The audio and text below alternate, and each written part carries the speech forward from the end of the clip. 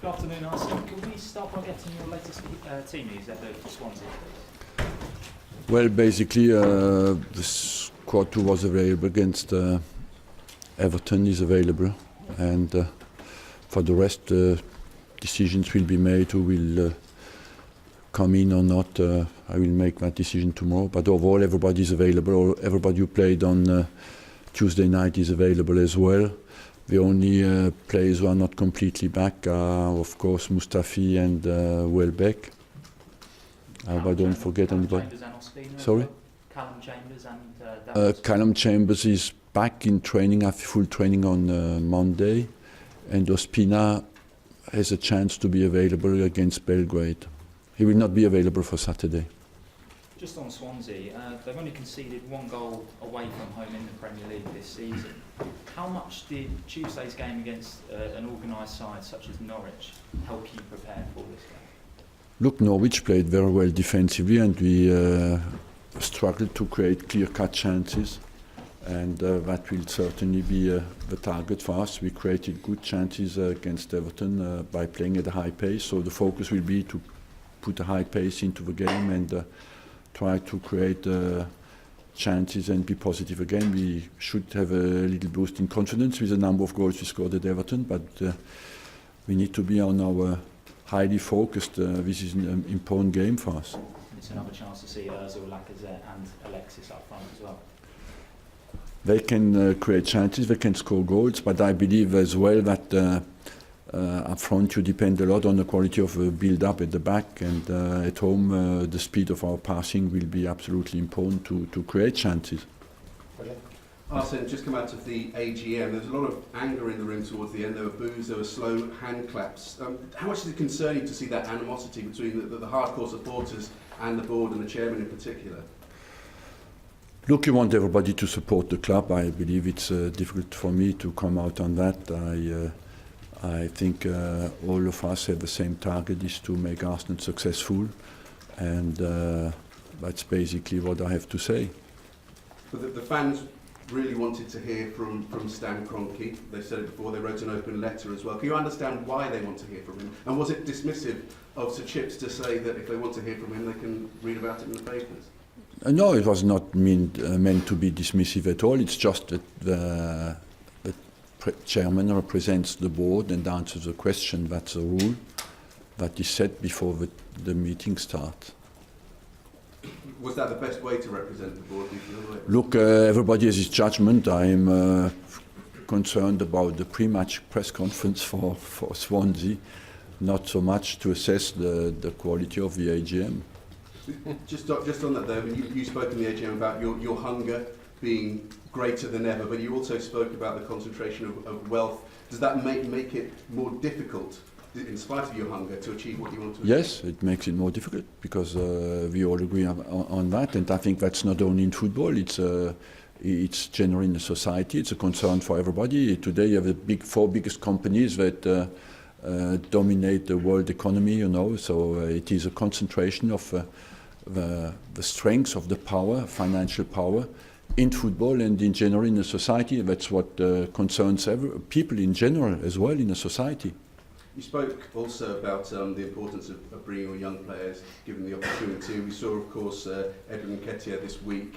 Can we expect to see him involved then this weekend, and will he continue to get a chance now he's shown himself at that level? He will continue to get the chance. At the moment, I believe as well, the biggest problem of the Premier League, if you look at the results at the youth level now, under 17 again with England, you know, you see the under 20 world champion, the under 21 are doing well. It's the first time since I'm in England, and it's a long time, that you have a consistent level of results in the youth teams, you know. That means the quality is there, and the next step is to integrate them in the Premier League. And you're right, we are confronted as managers today. Our position, the positions in general of the managers, has become weaker than 20 years ago. But to integrate the young players, you need to be strong, and that is a problem that England will have to sort out in the coming years. Give a chance to these young quality players, and honestly, I believe that is a final step of the development of a young players, but as well the most difficult. Can you see him playing a significant role this season in the Yeah, first team? of course. If he continues to develop, it is two things. You cannot as well think because a guy scored 2 goals that he is straight away ready to play in the Premier League. But as well, you have to continue to develop, and if he scores 2 goals, there is some quality there that you have to take care of. Just on the other end of the scale, one of your former players, Ian Wright, has suggested that Theo Walcott should move on. He's only played 46 minutes in the Premier League this season. He hasn't been starting. Is that, at 28 years old, should he be thinking that... No, I do not want to move on. His time in the Premier League will come. All these guys, you look at the number of minutes they played since the start of the season, there's quite a big number of minutes they played. But I've gone into a rotation policy because we play Thursday, Sunday most of the time. And so at the moment, he has got less minutes in the Premier League than in other competitions. The performance at Everton last week was your best for possibly the whole season or for a while. Is that what you need to now achieve at every game to challenge? Yeah, we have no room for missing games anymore because we have had some bad results away from home. But I believe I always said that we are capable to win away games, but we need as well to keep at home. Our record is impeccable, you know, and we need to keep that. And we know what from Everton game that we can win away from home. That was very important.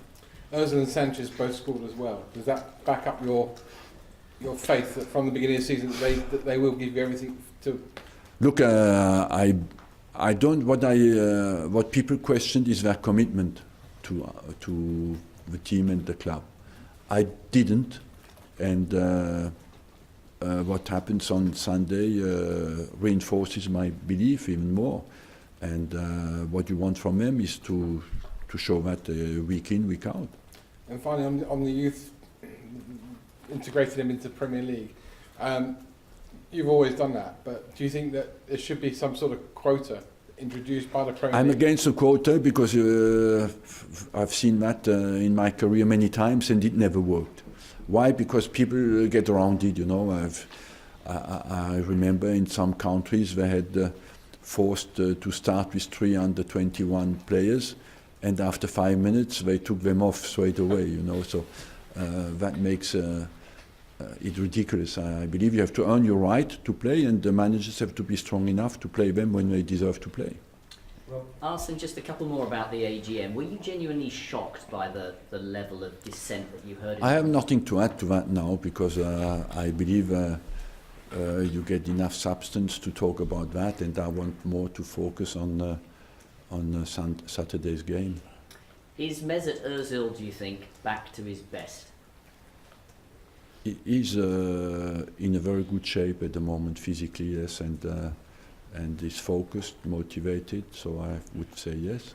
Do you think that the physical side of it was, in a way, the biggest reason why he wasn't necessarily producing his best form? Yeah, he had a knee problem, and that was not a massive problem, but you never know how much it affects the guys, you know. We are all different in front of that.